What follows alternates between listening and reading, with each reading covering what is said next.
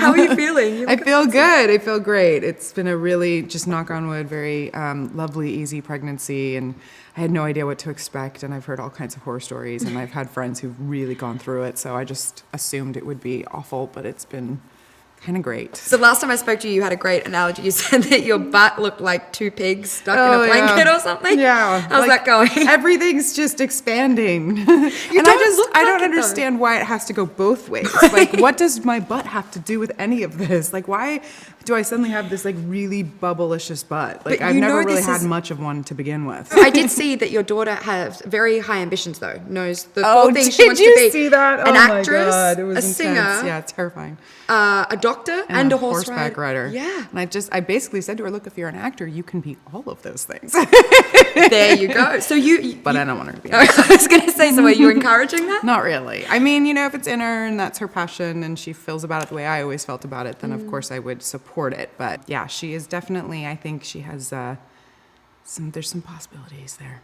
And some potential. And are they excited about a new little being? Yeah, they are. I think they forget. It's a little like out of sight, out of mind, but then suddenly it'll be like, hey, have you had your baby yet? I love that they always say your baby. I'm like, it's our baby. That's so like, cute. It's the family's baby. Now we're throwing a newborn into the mix and starting all over. But I think, we're thrilled and excited. And Naylee's at that age where she's super stoked to help. Like, changing diapers is exciting to her. So...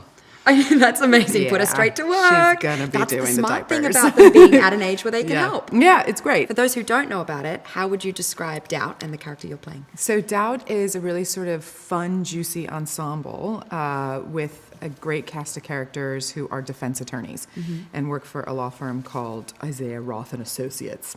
And Isaiah is played by the incredible Elliot Gould, and we have just this incredibly fun, wonderful cast, and their relationships with each other are very prevalent throughout every episode, and then every episode also features, a defendant, somebody that the firm is defending. Well, there's usually more than one, so there's like several cases going on, and then there's this sort of overall case of Stephen Pasquale's character, Billy Brennan, who is accused of murdering his high school girlfriend, brutally beating her to death. Yeah. And I am his lawyer, trying to defend him and get him off. So that kind of spans the season. And unfortunately, and just really not conveniently for me or for my character, Sadie is in love with Billy. So how steamy can things get in this situation? It can get pretty steamy, but in this situation, it can't get that steamy.